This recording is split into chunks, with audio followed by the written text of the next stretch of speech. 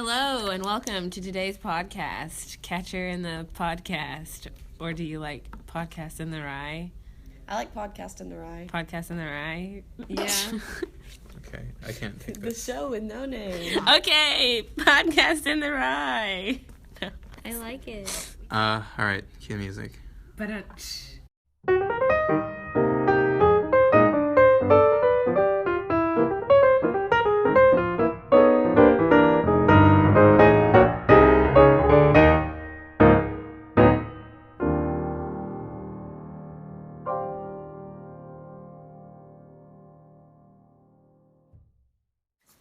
So, how did you guys feel about the book? I hated it. Yeah, I didn't really it like was really boring. Nothing eventful. Yeah, no, I really didn't like it at all either. I thought it was pretty mundane. Like, this guy just kind of going It was just by. him complaining, but everything he said was contradictory. Yes. Also, Holden is just not... I don't like him as a person, as a He's character. just so negative. Also, I don't like that all of the other characters don't realize that he's a crazy person and they just, like, entertain him. Yeah, no, like, he seriously has, like, mental issues. Like, Well, yeah, he's in a mental hospital. well, that's what... Okay, stop yelling. Okay, listen. Okay, point is, yeah, I don't know. I feel like he kind of uses money as a way to, like, buy everything off, too. And then, Yeah. I don't know. I just don't agree with his philosophies. He's just never satisfied. Yeah. And the whole book is about that. Okay, so Holden, he's the protagonist of Catcher in the Rye. He narrated the whole thing. He's really negative, and he kind of just blames everyone for all of his problems, kind of shows his inability to accept any responsibility, and he kind of just hates society, and he uses his money to solve all his problems. Yeah.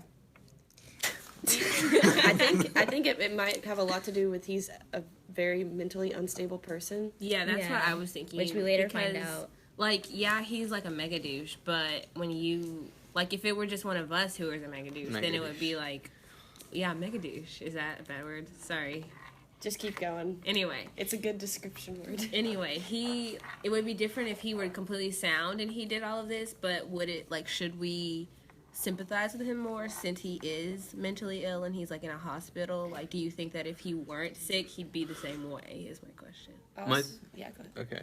Go. My thing is, like, even though he is, like, obviously mentally ill, it's just, like, at no point, I feel like that doesn't necessarily excuse certain things that he did. Yeah. For instance, like, I mean, obviously he has depression, like clinical depression. Mm-hmm. So you have already, like, a negative view on the entire world, and Yeah. he's just kind of like, yeah, everything's super sad and just gloomy. So it makes sense. But, like, you know, you should probably seek help at that kind of point. Yeah. You know, this guy avidly avoids getting help. And it's difficult to say. Wait, when was this book set? It's like the In the 50s. 50s, yeah. Was this like... Is that... I don't know much I feel about like that time wasn't as period. big of an issue Yeah, back like, then, he you know? So wouldn't it's kind of think to hard seek to... help, Yeah. you Well, know? you know what, you're right. Because actually, during the 50s, they did, like, lobotomies. Electroshock. They did, like, Yeah. lobotomies for...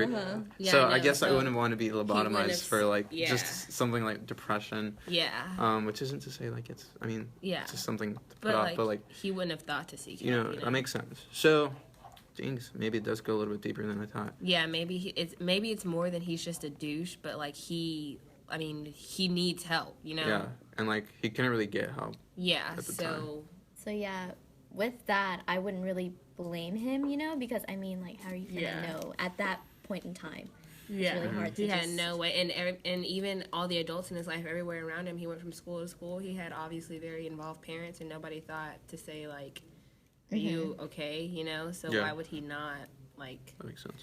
keep going with that? So maybe he's not as terrible as we just kept saying he was.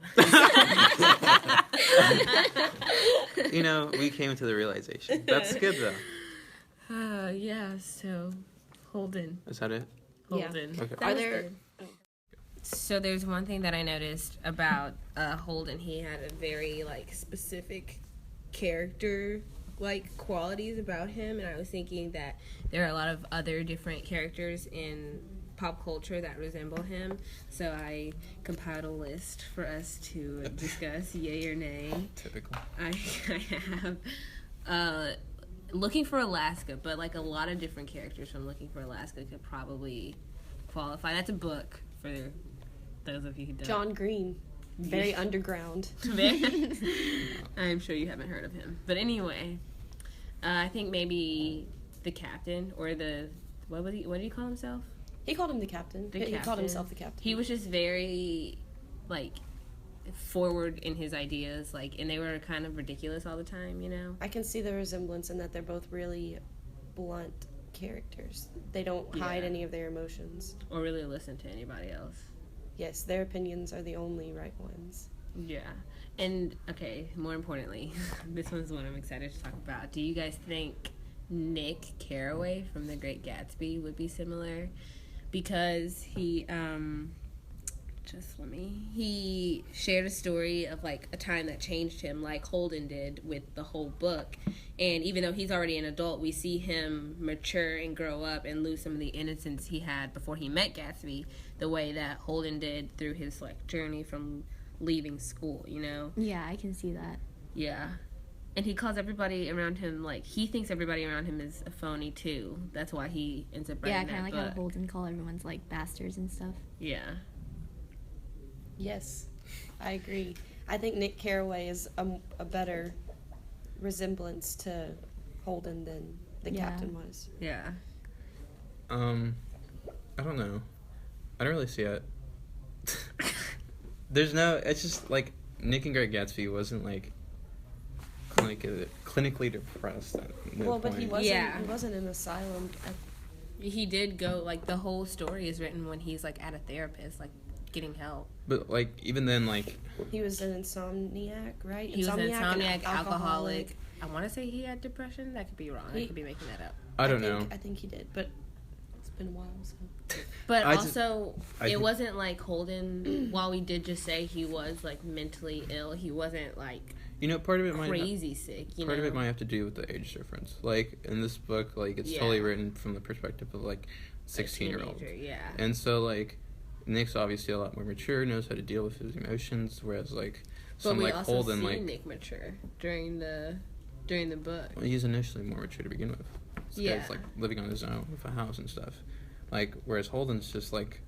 Holden fantasizes a lot about running away, but doesn't understand the need for... money, like stabilization and stuff. Yeah, like he obviously isn't mature in his acts, and it's super obvious. So like, in that sense, I don't think they're similar. Somebody that would be like, off the top of my head, more similar like that is like, honestly, like a college undergrad, like who just really wants to go away from his family. It's not necessarily. I don't know what other character is like that. I don't know. I think I see the Nick one. I think if you take out the fact that they're different ages, like experience-wise, and just how they dealt with everything. I don't know. A big part of Catching the Rye is the fact that, like... Yeah, that he's a teenager, but... I think they both have very similar outlooks on life, especially the fact that, like someone, I think Coco mentioned, they both think they're phony. Yeah. Everyone around them is putting on a facade. Yeah. Even though they themselves also... do the same thing, even if it's to a lesser extent. I think maybe it's less that they're similar, but if you put Nick Carraway in Holden's body, he would probably end up similar to that. I don't think if you put Holden in Nick's, it would be, but I think if Nick were Holden, he'd probably go about the same route, because they ultimately ended up in the same place. What do y'all think Holden would have done or done differently if this book had been set in a more modern society? So we kind of touched about that. I mean, like, obviously the book is set in 1950s. It's kind of the era that J.D. Salinger grew up in, so it makes sense. But, like, back then, mental illness was, like, not a real thing. Yeah, taboo. Yeah.